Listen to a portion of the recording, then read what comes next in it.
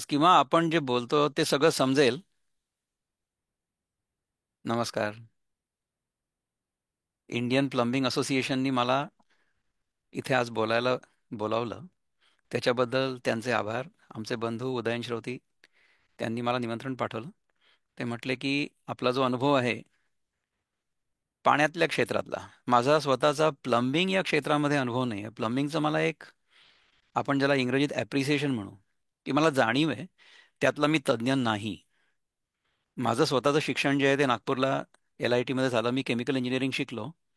त्याच्यामध्ये आम्हाला जे काही थोडाफार प्लंबिंगबद्दल अभ्यास करायला मिळाला तो, आणि नंतर पाण्याच्या क्षेत्रात काम करत असल्यामुळे जे काही ॲप्रिसिएशन म्हणता येईल ते, की कसं चालतंय थोडासा एक अंदाज आहे.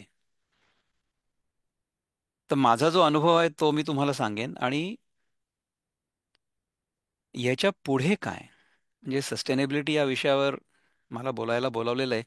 तर प्लंबिंगच्या क्षेत्रामध्ये किंवा प्लंबिंगचे तुम्ही डिझाईन्स जेव्हा तयार करता, सगळे सिस्टम्स त्याच्यामध्ये सस्टेनेबिलिटी कशी वाढवावी याच्याबद्दल तुम्हाला खरं तर माझ्यापेक्षा जास्त चांगलं माहिती आहे. त्यामुळे त्या विषयावर मी तुम्हाला काही सांगावं किंवा ज्ञान द्यावं वगैरे अशी अपेक्षा माझी अजिबात नाही आहे. तशी अपेक्षा तुम्ही कृपा करून माझ्याकडनं करू पण नका, कारण की ती चुकीची असेल अपेक्षा. आपण ज्या विषयामध्ये तज्ज्ञ नाही आहोत त्या विषयाचे तज्ज्ञ आपण आहोत असं आपण भासवणं. आम्ही गीता वाचतो किंवा ज्ञानेश्वरी वाचतो, त्याच्यामध्ये ह्याला दंभ म्हणतात. जे आपल्याजवळ नाही आहे ते आपल्याजवळ आहे असं दाखवायचं लोकांना. तर तसं करू नये अशी माझी माझी माझी प्रामाणिक इच्छा पण असते, प्रयत्न पण असतो. तर तसंच करू. तर सस्टेनेबिलिटी म्हणजे काय ह्या विषयावर थोडंसं माझं जे मत आहे सांगतो. आणि सस्टेनेबिलिटी ही आपल्या संस्कृतीमध्ये आणि आपल्या DNA मध्ये कशी काय मुरलेली आहे त्याच्याबद्दल थोडा आपण एक विचार करू, 1-2 मिनिटात. आपल्या इथे आपल्या ऋषींनी आपल्याला सांगितलंय की हे सगळं जग जे आहे हे ईश्वरांनी निर्मित आहे. आता ज्यांचा ईश्वरावर विश्वास नाही आहे त्यांना ईश्वर या शब्दाची व्याख्या सांगतो. म्हणजे मग तुम्हाला लक्षात येईल की हा म्हणजे आस्तिक नास्तिकचा काही प्रश्न नाही आहे. आपण जेव्हा या जगात येतो, म्हणजे आपला जेव्हा जन्म होतो, लहान जे मूल असतं ना, तेव्हा आपल्याला आपल्या 5 इंद्रियांमधनं जगाचा एक फार असा विविड, ज्याला इंग्रजीत म्हणू आपण, अनुभव येतो. आपल्याला डोळ्याने दिसतं, कानाने ऐकू येतं, तोंडाने चव कळते, नाकाने वास येतो आणि त्वचेने स्पर्श होतो. शब्द, स्पर्श, रूप, रस, गंध हे पाच, या 5 संवेदना आपल्याला होतात. These are the 5 sensations we get. तर ज्या गोष्टींमुळे ही संवेदना निर्माण होते त्या गोष्टींमध्ये आपल्याला रस असतो. लहान मूल जे असतं ना ते कुठलीही वस्तू हातात आली की ती हातात घेतं आणि ती तोंडात घालतं. कारण की चवीचं ज्ञान त्याला सगळ्यात आधी होत असतं. उठल्याबरोबर म्हणण्यापेक्षा आईच्या पोटातनं बाहेर निघाल्याबरोबर त्याला दुधाची आवश्यकता पडते आणि दुधाची चव त्याला कळते. त्यामुळे त्याला असं वाटतं की कुठलीही वस्तू आपल्या हातात मिळाली की ती आपण तोंडात घालावी. ह्याचा अर्थ काय आहे की कुठल्याही वस्तूचा अनुभव आपण आपल्या 5 इंद्रियांनी घ्यावा असं आपल्याला वाटतं. मी याचा संबंध प्लंबिंगशी जोडणार आहे केव्हा तरी. त्यामुळे थोडा जरा धीर धरा. तुम्हाला हे सगळं चिंतन खूप वेगळं आहे, म्हणजे एक वेगळा दृष्टिकोन आपण म्हटलं होतं ना. त्यामुळे वेगळ्या दृष्टिकोनातनच आपण ह्याच्याकडे थोडासा विचार करू, की आपल्या आध्यात्मिक दृष्टिकोनातनं आपण याच्याकडे कसं बघू शकू आणि याच्याशी कसं जोडू शकू, याचा मी थोडासा प्रयत्न करेन. आणि पहिले सांगितल्याप्रमाणे प्लंबिंगमध्ये मी एक्सपर्ट नाही आहे, तर त्यामुळे ती अपेक्षा माझ्याकडनं करू नका. पण सस्टेनेबिलिटीबद्दल आपण थोडंसं बोलूया.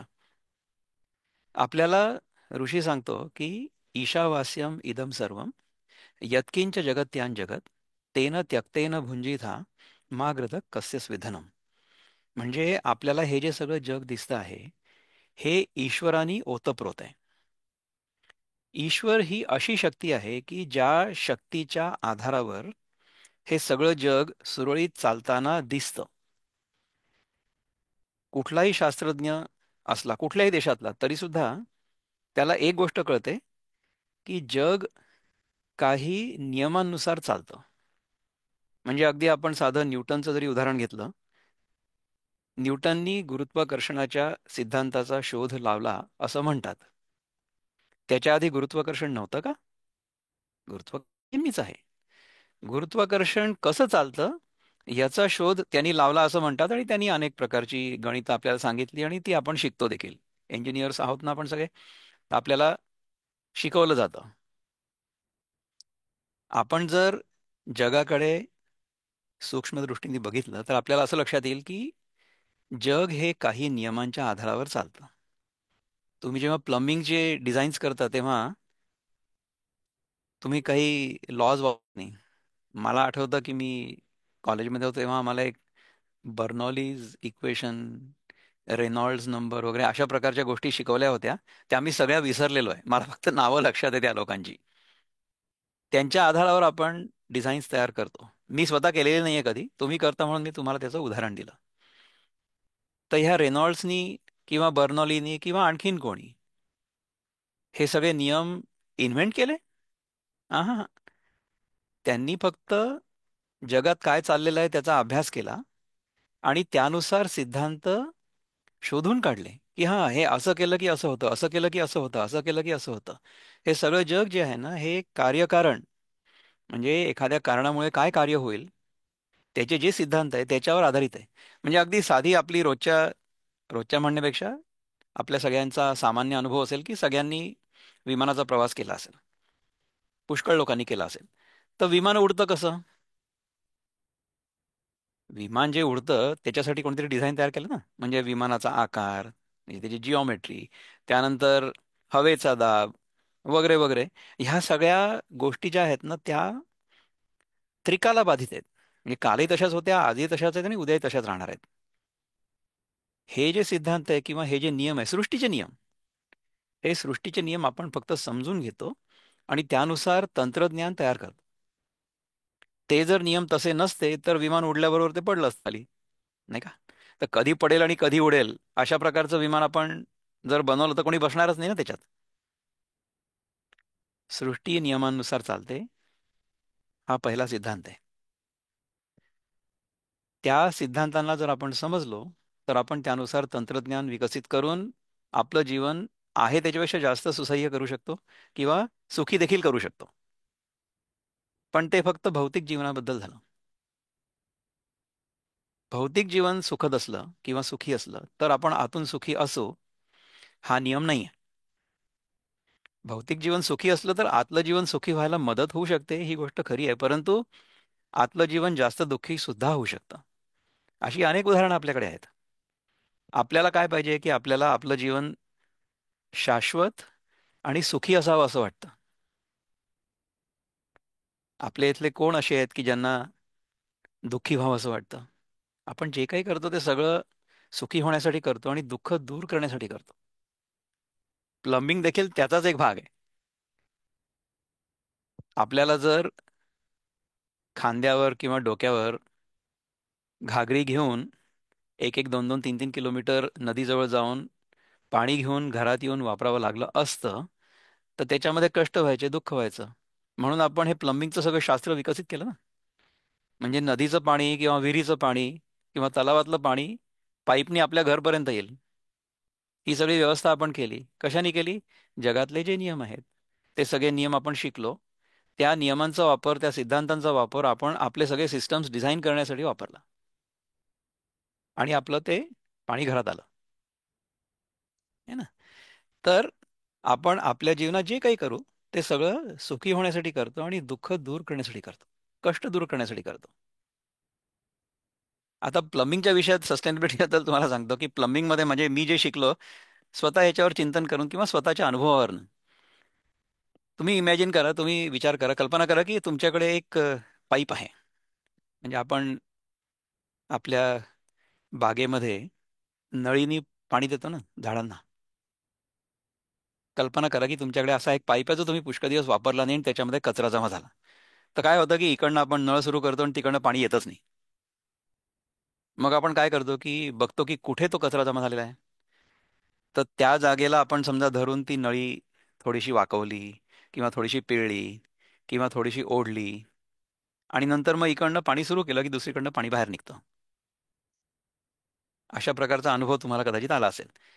किंवा आपण आपल्या घरातलीच समजा एखादी नळी किंवा एखादा पाईप चोक झाला तर आपण कोणाला तरी बोलवतो आणि मग आपण त्याला ते कुठल्या तरी शक्तीने बाहेर काढण्याचा प्रयत्न करतो. वी फोर्स इट आउट असं होतं. आपल्या जीवनामध्ये आपल्या शरीरामध्ये देखील अशाच प्रकारच्या प्रक्रिया घडत असतात. ज्याप्रमाणे जग हे सारखं फिरत आहे, जग हे सारखं it is in a dynamic state of equilibrium असं आपण म्हणू. हे मी प्रोसेस इंजिनियर आहे म्हणून सांगतो की जगामध्ये कुठेही कधीही काहीही थांबत नाही. म्हणजे तुम्ही जर पृथ्वीचा विचार केला, पृथ्वी सूर्याभोवती फिरते त्याचा विचार केला किंवा सूर्य सगळ्यांच्या भोवती फिरतोय त्याचा विचार केला तर असं लक्षात येईल की जग हे सारखं फिरतंय. जगामध्ये सारखा बदल घडतोय आणि तो बदल जो आहे तो कार्यकारण या सिद्धांतावर होतो. म्हणजे त्याला आपण इंग्रजीत लॉ ऑफ कर्मा म्हणतो. एखादं कारण जर असेल तर मग त्याच्यापासून हे कार्य तयार होईल. हे सगळे सिद्धांत आपण शिकून घ्यायचा प्रयत्न करतो शास्त्रज्ञ म्हणून आणि त्याच्या आधारावर तंत्रज्ञान तयार करतो. माझा मूळचा विषय मी सोडलेला नाही अजूनपर्यंत. मी तुम्हाला फक्त याचे वेगळे वेगळे कंगोरे समजावून सांगण्याचा प्रयत्न करतोय. तुम्ही याच्या नोट्स वगैरे काही घेऊ नका. तुम्ही फक्त लक्षपूर्वक ऐका. आपल्याला जे समजून घ्यायचंय ते समजा कोणी समजावून सांगत असेल तेव्हा जर लक्षपूर्वक ऐकलं ना तर तेव्हाच कळतं. माझ्या शैक्षणिक जीवनात मी नोट्स फार कमी घेतल्या. मी फक्त माझे जे गुरु होते, शिक्षक होते, ते जे सांगायचे वर्गामध्ये ते मी लक्षपूर्वक ऐकायचा प्रयत्न करायचो आणि तेव्हाच समजून घ्यायचा प्रयत्न करायचो. तेव्हा जर एखादा सिद्धांत आपल्याला कळला ना तर मग आपण तो पुढे विसरत नाही. तर अशा प्रकारे जर आपण ऐकलं व्यवस्थित तर आपल्याला आत्ताच कळून जाईल आपल्याला जे कळायचंय ते.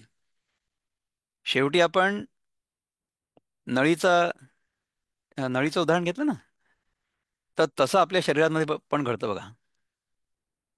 जर जे सारखं मोशन आहे या जगामध्ये ते जर आपण अवरुद्ध केलं, ते जर आपण थांबवलं, आपल्या शरीरामध्ये सुद्धा बघा बरं, समजा आपण रोज आपल्याला जेवायची सवय आहे ना, आणि समजा उद्या सकाळी पोट साफ नाही झालं तर कसं वाटेल? म्हणजे काय की आपला पाईप चोक झाला. बरोबर आहे.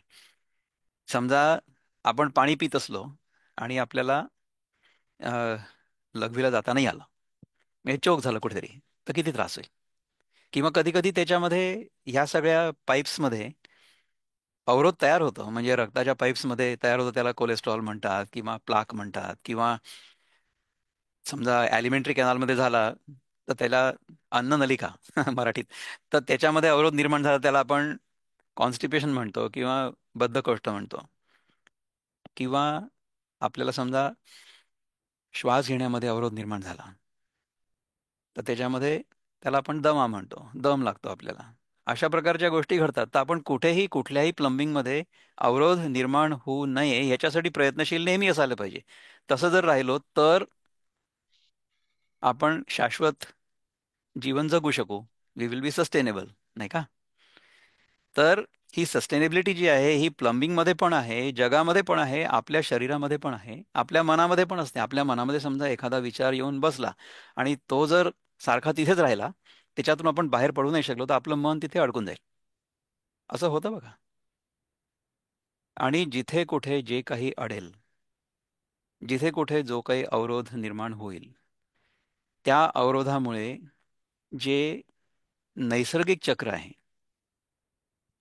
म्हणजे आपण जे काय शिकलो की जगत हे सारखं कार्यरत आहे, त्याच्यामध्ये जर अवरोध कुठेही निर्माण झाला कुठल्याही कारणाने तरी सुद्धा आपल्याला त्रास होईल. तर ज्याप्रमाणे प्लंबिंगमध्ये अवरोध व्हायला नको त्याचप्रमाणे आपल्या जीवनात देखील अवरोध व्हायला नको. तर जीवनामध्ये अवरोध उत्पन्न होऊ नये याचा जो नियम आहे तो नियम गीतेमध्ये आपल्याला सांगितला गेला आहे. गीतेमध्ये 6व्या अध्यायामध्ये भगवान आपल्याला सांगतात की युक्ताहार विहारस्य युक्त चेष्टस्य कर्मसु युक्त स्वप्नावबोधस्य योगो भवती दुःखः. म्हणजे युक्त आहार, युक्त विहार, म्हणजे आपण जे काही काम करतो ते युक्त असावं. युक्त कसं असावं? युक्त या शब्दाची जी व्याख्या आहे माझ्या दृष्टीने, की आपण जे काही करू ते समष्टीच्या कल्याणासाठी असावं. केवळ माझा एक संकुचित व्यक्तिगत स्वार्थ म्हणून समजा मी एखादी गोष्ट केली तर त्याच्याने मला कदाचित काही वेळापुरता आनंद जरूर मिळेल, सुख पण मिळेल, परंतु त्यांनी शाश्वत आनंद किंवा शाश्वत सुख नाही मिळणार. आपल्या मनामध्ये अनेक इच्छा असतात, आपण त्या इच्छा पूर्ण करतो देखील.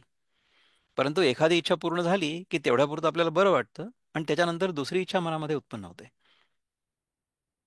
आपला गैरसमज असा होतो की इच्छा पूर्तीमुळे मला सुख मिळतंय. परंतु तसं नाही होत. होतं असं आहे की ज्या क्षणी इच्छा पूर्ण होते त्याच क्षणी इच्छा निवृत्त देखील होते. म्हणजे समजा माझ्या हातामध्ये हा एक फोन आहे बघा. हा फोन माझ्याजवळ नव्हता तोपर्यंत मी सगळीकडे शॉपिंग वगैरे केलं. इकडे तिकडे Amazon किंवा कुठल्या कुठल्या दुकानांमध्ये जाऊन की कुठला फोन माझ्यासाठी चांगला असेल, ती माझ्या मनामध्ये इच्छा होती. तर जोपर्यंत ती इच्छा पूर्ण होत नव्हती किंवा झालेली नव्हती तोपर्यंत माझ्या मनामध्ये एक प्रकारचं टेन्शन होतं. जेव्हा ती इच्छा पूर्ण झाली तेव्हा मला चांगलं वाटलं. इच्छा जेव्हा पूर्ण होते ना तेव्हाच आता ती वस्तू माझी झाली, त्यामुळे माझ्या मनातून त्या वस्तूबद्दलची इच्छा चालली गेली. इच्छा पूर्ती आणि इच्छा निवृत्ती या दोन्ही गोष्टी एकत्र होतात. तर कुठली इच्छा आपण करावी, कुठल्या इच्छा पूर्ण करण्याचा प्रयत्न करावा, इच्छा पूर्ण करण्याचं जे गणित आहे ना, ते माझ्या क्षमतेवर अवलंबून आहे. So the number of desires I can fulfil is proportionate to the effort and to the capacity or the capability I have.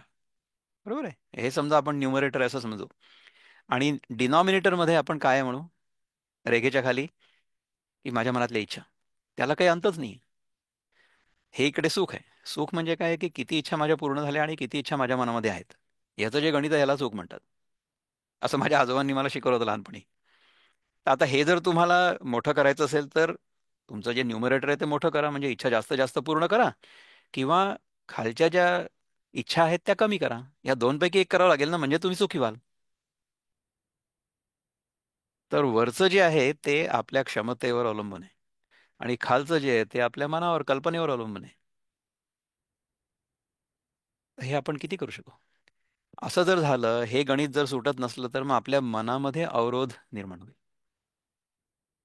माझा असा अनुभव आहे आणि उदयन आमचे जे बंधू आहेत त्यांनी मला सांगितलं की तुम्ही ह्या विषयावर नक्की बोला. की समजा आपण आपली जीवनशैली बरोबर ठेवली तर त्या जीवनशैलीमुळे आपण पण सस्टेनेबल होतो. आपली जीवनशैलीच सस्टेनेबल म्हणजे शाश्वत होते. तिने आपलं तर कल्याण होतच होतं, परंतु पर्यावरणाचं नुकसान नाही होत. पर्यावरण देखील लाभान्वित होतं. अशा प्रकारे जर आपण राहू शकलो तर आपला, पर्यावरणाचा, समाजाचा, सगळ्यांचा विकास किंवा सगळ्यांचं कल्याण एकत्र होऊ शकतं. अशा प्रकारची समाज रचना जर असली तर त्या समाजामध्ये कलह निर्माण नाही होणार. त्या समाजामध्ये एकमेकांच्या विरुद्ध युद्ध होणार नाही. अशा प्रकारे जर आपल्याला राहता आलं तर किती चांगलं होईल. तर ह्या सगळ्या गोष्टींचं जे उत्तर आहे जे मला कळलं, म्हणजे आपण कुठल्याही विषयात जरी असलात तरी सुद्धा सरतेशेवटी त्याच्यात जर तुम्ही खोलवर गेलात तर तुम्हाला हे उत्तर मिळेल, म्हणजे मिळायला हवं, की जर आपण स्वतः चांगले असलो तर मग आपल्या भोवती देखील चांगलं वातावरण तयार होतं आणि त्याचा परिणाम दूरगामी होतो. तर स्वतः आपण स्वतःला जितकं शुद्ध करू, स्वतःमधले जे अवरोध आहेत, शरीरातले आणि मनातले देखील, ते जितके आपण नाहीसे करू, तितकं आपलं जीवन चांगलं होईल, आपलं जीवन सुखी होईल, आपलं जीवन आनंदी होईल आणि आपल्या आजूबाजूला देखील आनंद पसरेल. ज्याप्रमाणे फुलातून सुगंध दरवळतो, फूल कोणाला सांगत नाही की तुम्ही माझ्याकडे या आणि माझा सुगंध घ्या, अशी जाहिरात करायची काही गरज पडत नाही. फुलामध्ये सुगंध असतो, तो दरवळतो. तो कधी दरवळतो? जेव्हा एक विशिष्ट परिस्थिती निर्माण होते तेव्हा. आपण फुलामध्ये सुगंध यावा यासाठी काय करतो बघा बरं. आपण मातीत एक रोप लावतो किंवा कलम लावतो, त्याला आपण खत पाणी देतो आणि केव्हा तरी फूल उमलतं. ते फूल आपण उमलवत नाही, आपण फक्त कारणावर लक्ष देतो, त्यामुळे कार्य आपोआप होतं. कार्य जे आहे हे निसर्गाच्या नियमांप्रमाणे होतं. आपण गीतेमधला जो सगळ्यात मिसअंडरस्टूड म्हणजे गैरसमज असलेला जो श्लोक आहे तो सगळ्यांनी ऐकला असेल. गीतेमध्ये भगवंत सांगतात की कर्मणी एव अधिकार असते, मा फलेषु कदाचन, मा कर्मफल हेतुर्भू, मा ते संगोस्त्व कर्मणी. हा श्लोक सगळ्यांनी ऐकला असेल. आणि ह्याचं जे भाषांतर आपल्याला सांगितलं जातं ते हे की कर्म करण्यावर तुमचा अधिकार आहे म्हणजे हक्क आहे, परंतु कर्मफळावर तुमचा हक्क नाही आहे. असं सांगितलं जातं. तर अशा प्रकारची शिकवण आपल्याला जे आपले आक्रांते होते त्यांनी दिली तर नवल वाटण्याचं काहीच कारण नाही. कारण की त्यांनी आपल्याला काय शिकवलं की तुम्ही तुमची कामं करा आणि तुमच्या कामाचं जे फळ असेल ना ते तुम्हाला घ्यायचा अधिकार नाही, हक्क नाही आहे. म्हणजे काय मी घेतो ना ते. अशा प्रकारे आक्रांत तुम्हाला अवश्य त्याचं भाषांतर करून सांगेल, असा त्याचा अर्थ नाहीच आहे. त्याचा अर्थ हा आहे की आपण जे कर्म करू त्याच्यावर आपला अधिकार म्हणजे कंट्रोल आहे, नियंत्रण आहे. परंतु त्याचं जे कार्य आपल्याला दिसेल त्याच्यावर आपला अधिकार किंवा कंट्रोल नाही आहे. मग त्याच्यावर अधिकार किंवा कंट्रोल कोणाचा आहे? तर त्याच्यावर निसर्गाच्या नियमांचा कंट्रोल आहे. If you undertake any action, the consequence of that action is dependent upon natural law. It is not dependent upon you. जर त्या नळीमध्ये अवरोध असला तर तुम्ही इकडनं नळ सुरू केला तर तिकडनं पाणी बाहेर नाही निघणार. मग तुम्हाला काय करावं लागेल की तो जो गाळ आहे, तो जो अवरोध आहे तो मोकळा करावा लागेल, तरच ते निघेल ना. हा निसर्गाचा नियम आहे. तर तो गाळ काढणं किंवा प्लंबिंग मध्ये जे काही साचलं असेल ते काढणं हे तुमच्या हातात आहे. जोपर्यंत तुम्ही ते काढणार नाही तोपर्यंत नळातनं पाणी येणारच नाही बाहेर. कर्मावर तुमचा अधिकार आहे, परंतु कर्मफळावर तुमचा अधिकार म्हणजे कंट्रोल नाही आहे. It is dependent upon natural law. अशा प्रकारे जर आपण हे समजलो तर आपण काय करू? मग आपण कर्म व्यवस्थित करू ना. कर्म जर व्यवस्थित केलं तर मग कर्मफळ व्यवस्थित मिळेलच तुम्हाला. इन अवर केस आपल्याला प्लंबिंगचं डिझाईन कसं करायचं हे शिकायचं आहे. हे शिकल्यानंतर आपण जर डिझाईन व्यवस्थित करू तर मग प्लंबिंग व्यवस्थित चालेल. आपल्या जीवनामधला हा जो संबंध आहे, मी स्वतः योगासनं करतो आणि शिकवतो देखील ज्यांना इच्छा असेल त्यांना. योगासनं आपण जेव्हा करतो ना, आपण जेव्हा योग हा शब्द ऐकतो तेव्हा लोकांना असं वाटतं योग म्हणजे योगासनं.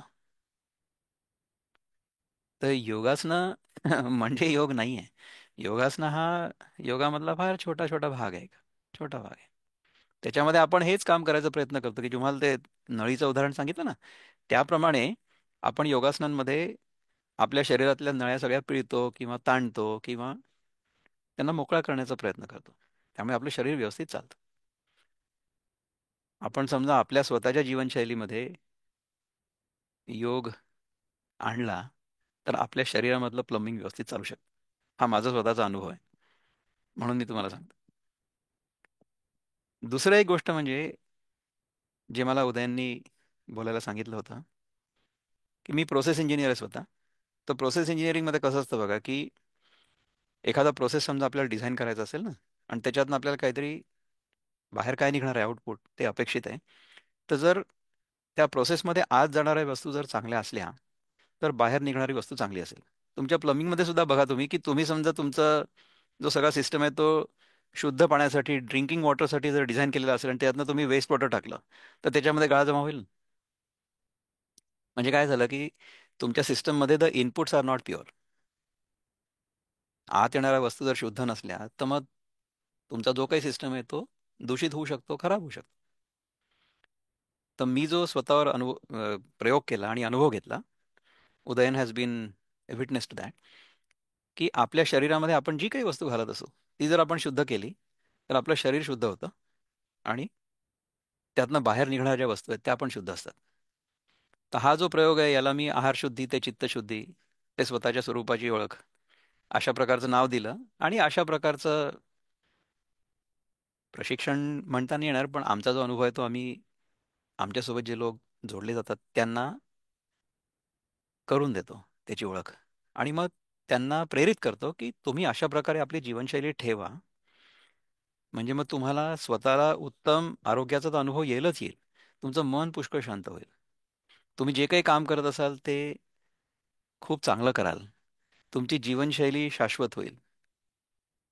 तुमच्या आजूबाजूचा समाज शाश्वत होईल आणि पर्यावरण देखील शाश्वत होईल. अशा प्रकारे मी एक जे माझ्या मनाला आत्ता वाटलं सुचलं ते मी एक्सटेम्पोर बोललो. ह्याच्याबद्दल मी तयारी करणार होतो थोडीशी, पण केली काहीच नाही. मी म्हटलं की आपण गप्पांसारखं करू इथे. मी काही खूप वेळ तुमच्याशी बोलून तुमचा वेळ घेणार नाही. परंतु तुमच्या डोक्यात काही प्रश्न आता आले असतील कदाचित ह्या सगळ्या चिंतनानंतर. तर तुमच्या मनात काही आलेलं असेल तर तुम्ही मला अवश्य सांगा. आणि आपण जर आलेत का कोणाचे प्रश्न, is anybody monitoring the questions? नाही, किंवा अजून तरी काही जे क्वेश्चन्स नाही आहेत. पॅनलिस्ट जे आहेत त्यांच्या मनात जर काही प्रश्न असले तर तुम्ही पण काही बोलू शकता, कारण की I don't want this to be monologue. मी स्वतः स्वतःच बोलायचं आणि इतरांनी काही बोलायचं नाही असं नको करायला. संवाद व्हावा, एकतर्फी नको. तर जे काही विचार व्यक्त केले गेले त्याच्याबद्दल तुमच्या मनात जर काही असेल शंका म्हणा किंवा प्रश्न, तर आपण थोडंसं घेऊ त्याच्याबद्दल. तुम्हाला जर प्लंबिंग ह्या विषयावर टेक्निकल मी काहीतरी बोलणार ही अपेक्षा असेल तर ती अपेक्षा तुम्ही ठेवू नका, हे मी पहिलेच सांगितलं होतं. आपण सस्टेनेबिलिटी या विषयाबद्दल विषयाबद्दल चिंतन करणार आहे हे मी सांगितलं होतं. डॉक्टर साहेब, माझा एक प्रश्न आहे. बोला ना.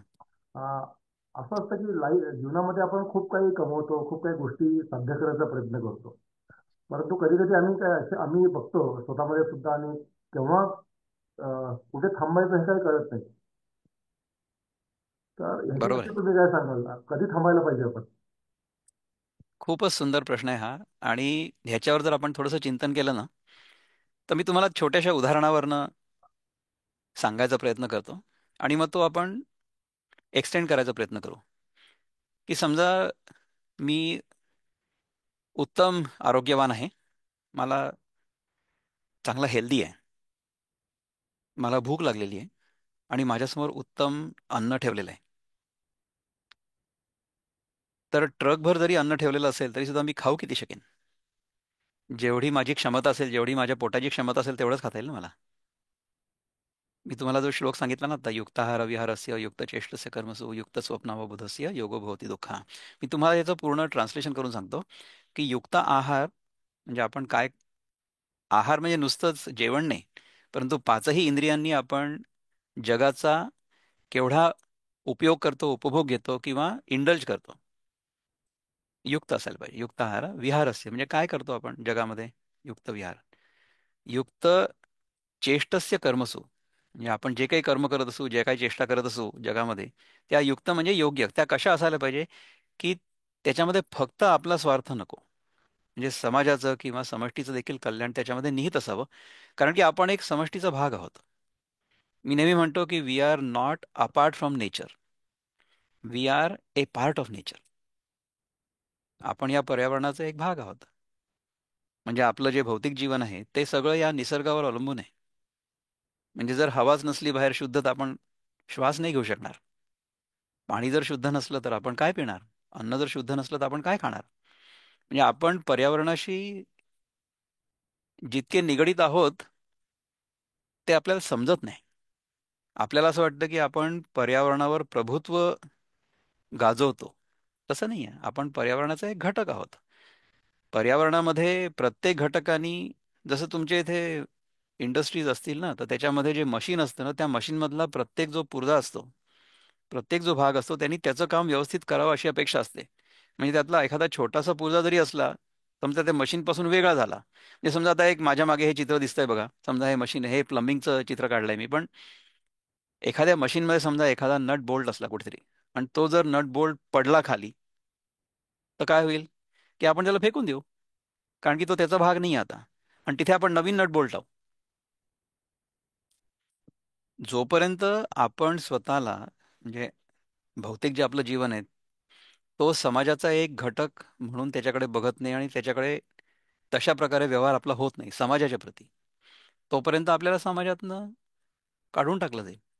समाजामधनं बाय द वे आपण सस्टेनेबिलिटी आणि एफिशियन्सी बद्दल बोललो ना, त्याबद्दल एक गोष्ट सांगतो. मी तुमच्या प्रश्नाचं डायरेक्ट उत्तर देईन नंतर की कुठे थांबायचं आपण. एफिशियन्सी कशी रिवॉर्ड होते आणि इनएफिशियन्सी कशी डिस्कार्ड होते, इंग्रजीत सांगितलं हे. म्हणजे कार्यक्षमता आपल्याला पुढे घेऊन जायला मदत करते, निसर्ग कार्यक्षमतेला पुढे घेऊन जायला मदत करतो आणि निसर्ग अकार्यक्षमतेला खच्ची करण्याचा प्रयत्न करतो. याचं उदाहरण सांगतो मी, तुम्हाला लक्षात येईल. तुम्ही सगळ्यांनी डिस्कवरी चॅनल, नॅशनल जिओग्राफिक वगैरे अशा प्रकारचे चॅनल्स बघितले असतील. त्याच्यामध्ये आफ्रिकेमध्ये हरणं पळताना दाखवलेली आहे, त्यांच्या मागे वाघ पळतोय आणि काही वेळ 1-2-3 मिनिट तो पाठलाग दाखवतात आणि शेवटी वाघ एखाद्या हरणावर झेप घेतो आणि त्या हरणाला पकडतो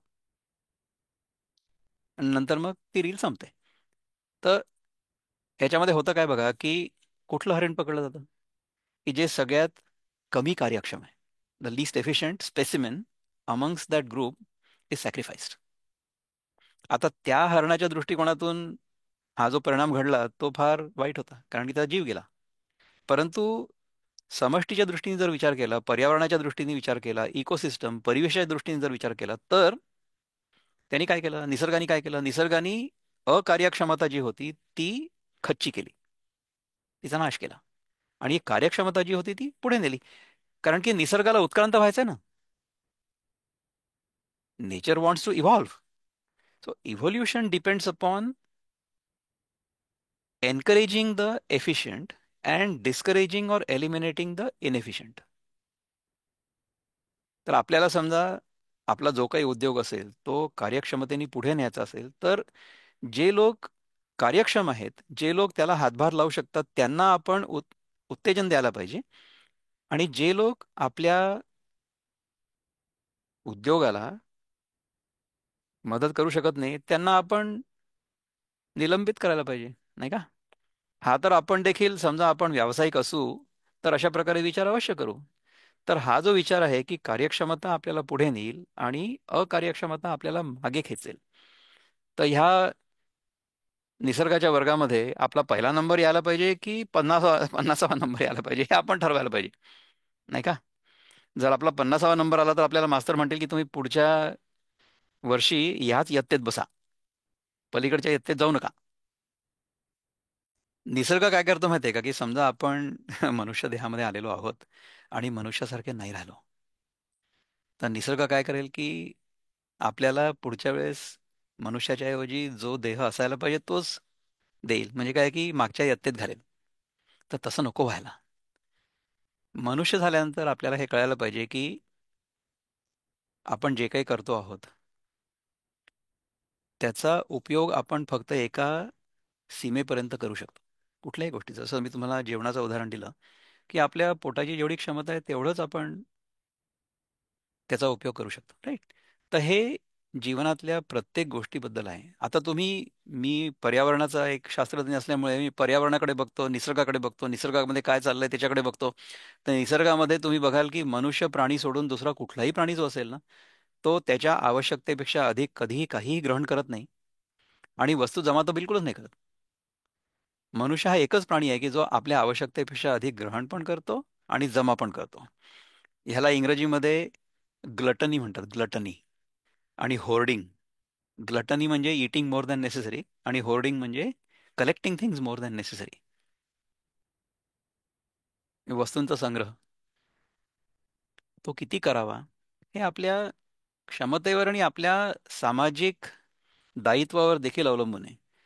म्हणजे मला जितक्या वस्तूंनी माझं काम होऊ शकेल त्याच्यापेक्षा हजारपट जास्त वस्तू कदाचित आपले जे पंतप्रधान आहेत त्यांना लागत असतील, तर त्यांनी तेवढ्या गोष्टींचा वापर अवश्य करावा.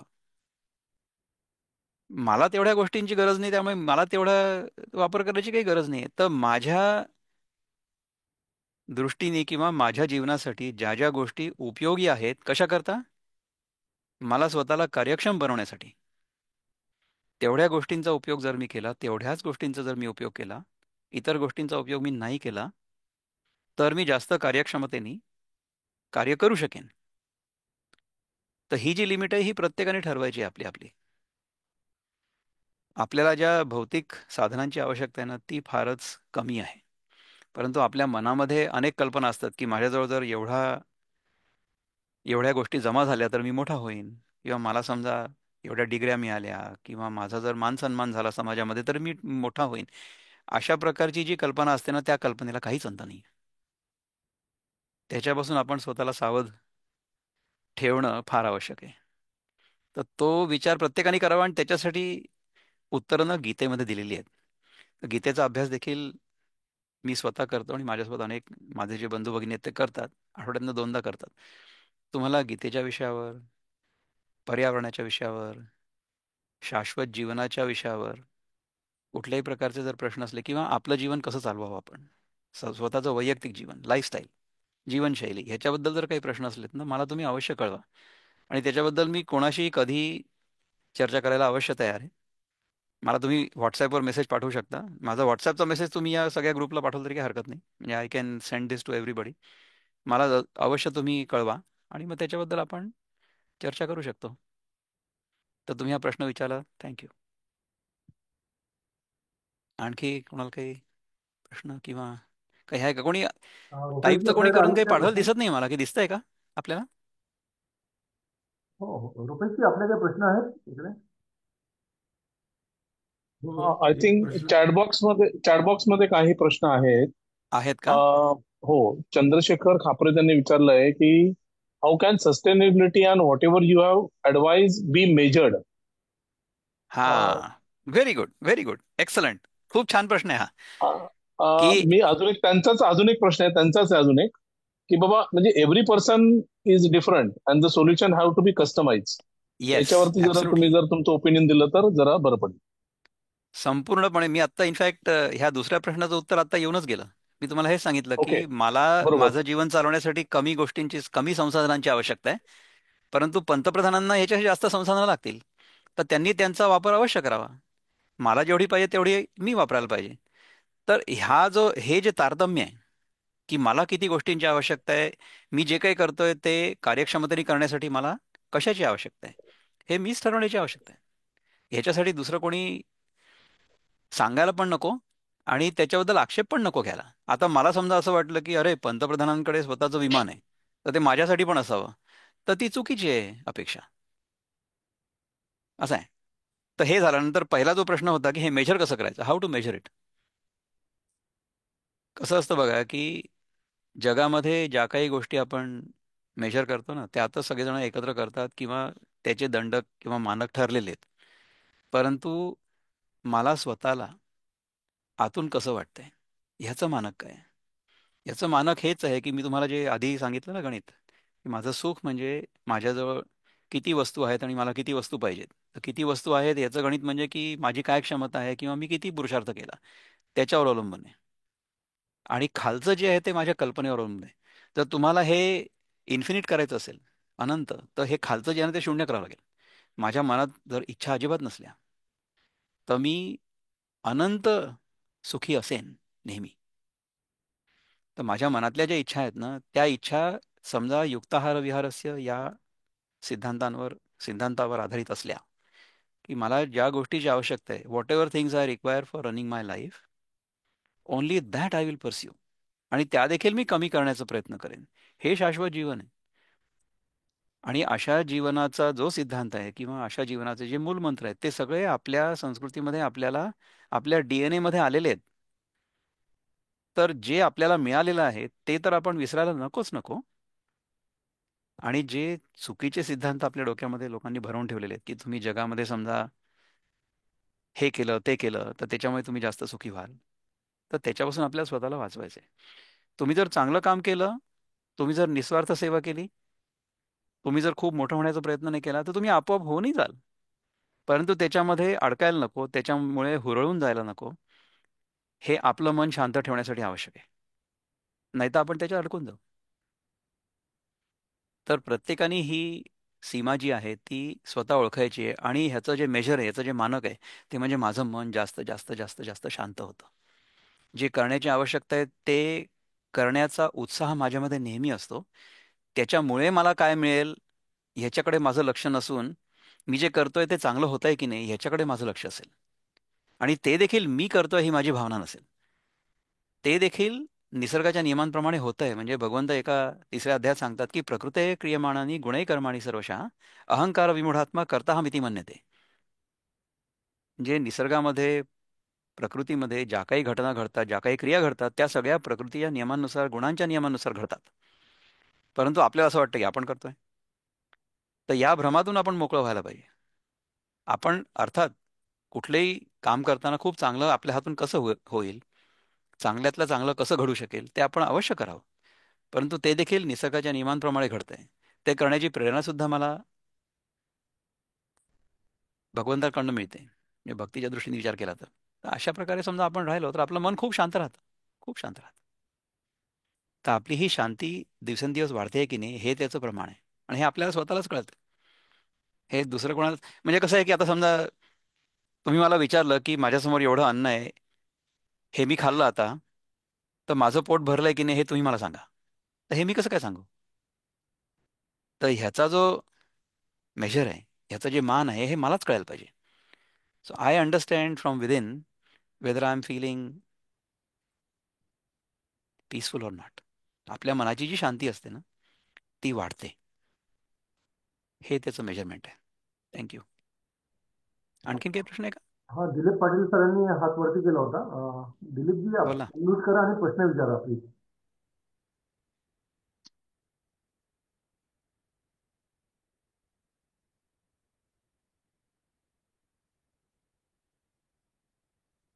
रुपेश आय भाई, थिंक आपल्याला पण काही प्रश्न आहे का? आय आय थिंक ते काहीतरी कॉलवरती नाहीयेत वाटतं आता, असं वाटतं मला. I don't know. अच्छा, बरं, हरकत नाही. अजून तसं कोणाचे आपला एक तास प्रश्न? आता संपत आलेला आहे. तर हा, मला म्हणजे मी थोड्या वेळ राहू शकतो जर आपल्याला आपली इच्छा असेल तर. पण नाहीतर जर हा कार्यक्रम 1 तासाचा होता ना बहुतेक, तर तो आपण हो संपवू हो. शकतो. पण मला तुम्ही बोलावलं याच्याबद्दल मी पुन्हा एकदा आभार व्यक्त करतो. आणि माझ्याकडनं जे काही बोललं गेलं असेल ते तुम्हाला कळलं असेल, पटलं असेल अशी आशा करतो. तुम्हाला जर काही प्रश्न असले तर मला अवश्य तुम्ही माझ्याशी संपर्क करा ठीक. व्हॉट्सॲपवर, आणि मी तुमच्या प्रश्नांची उत्तर द्यायचा प्रयत्न करेन. नक्की. Thank you sir. खूप छान आपण माहिती दिली आहे या, आणि अध्यात्माविषयी सुद्धा आमची सुद्धा गोडी निर्माण करण्याचा आपण प्रयत्न केला.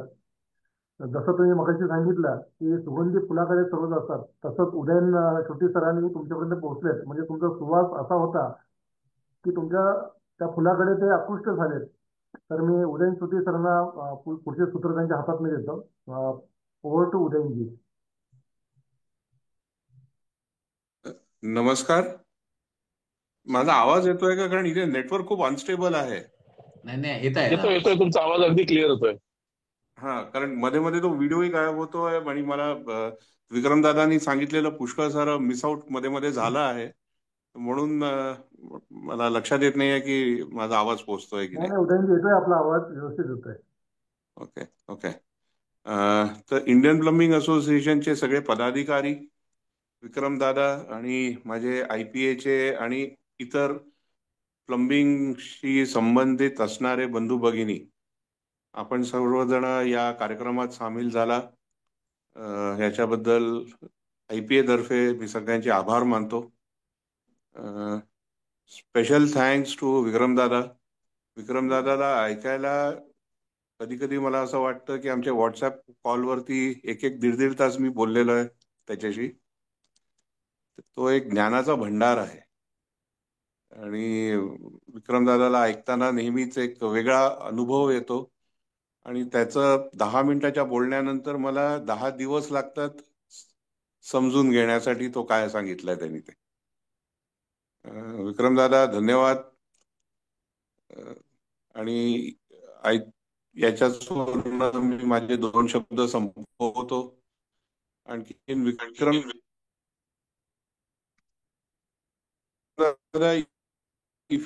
व्हॉट्सअपचा नंबर सपोज मी शेअर केलाय.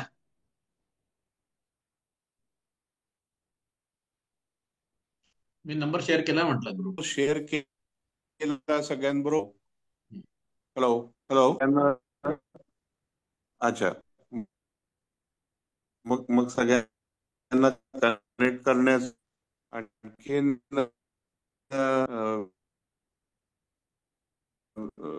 वेगळ्या आवाज तुमचा कटत आहे.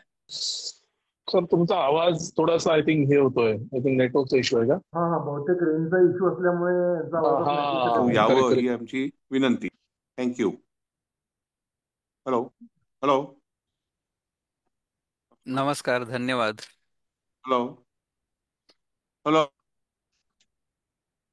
सर हा, तुमचा आवाज अनस्टेबल आहे, थोडासा हॅलो. आवाज येत नाहीये सर. आय थिंक तुमचा नेटवर्क मध्ये नाहीये सर तुम्ही. मला मला असं वाटतं की ते रेंजमध्ये नाही आहेत हा, सध्या रेंज तरी. मध्ये नाहीये तिथे, थोडा सिग्नलचा इश्यू आहे. तर मला असं वाटतं की आपण व्होट ऑफ थँक्सकडे वळावं. आणि जे उदयनजीने जे परिश्रम घेतलेत की आज आपल्याला एवढे चांगले स्पीकर विक्रमजी लाभलेत, तर आपण नक्की त्याचा आपण उपयोग करून घेऊयात, आणि आपल्याला डे टू डे लाईफमध्ये याचा आपण नक्की उपयोग होईल, आणि बाकीच्या पार्टिसिपेंटला पण खूप चांगला उपयोग होईल. तर थँक्यू व्हेरी मच विक्रमजी, जे तुम्ही वेळ काढला आमच्यासाठी आणि खूप चांगलं तुम्ही आम्हाला उद्बोधन केलं. तर मी शंकर जिमे सरांचं पण थँक्स म्हणतो, राहुलजी आणि त्यानंतर रुपेशजी आणि मिलिंद शेटेजी सुद्धा त्यांचे खूप खूप आभार आणि सर्व पार्टिसिपेंटचे सुद्धा खूप आभार. Thank you very much. धन्यवाद धन्यवाद. ठीक आहे. चला.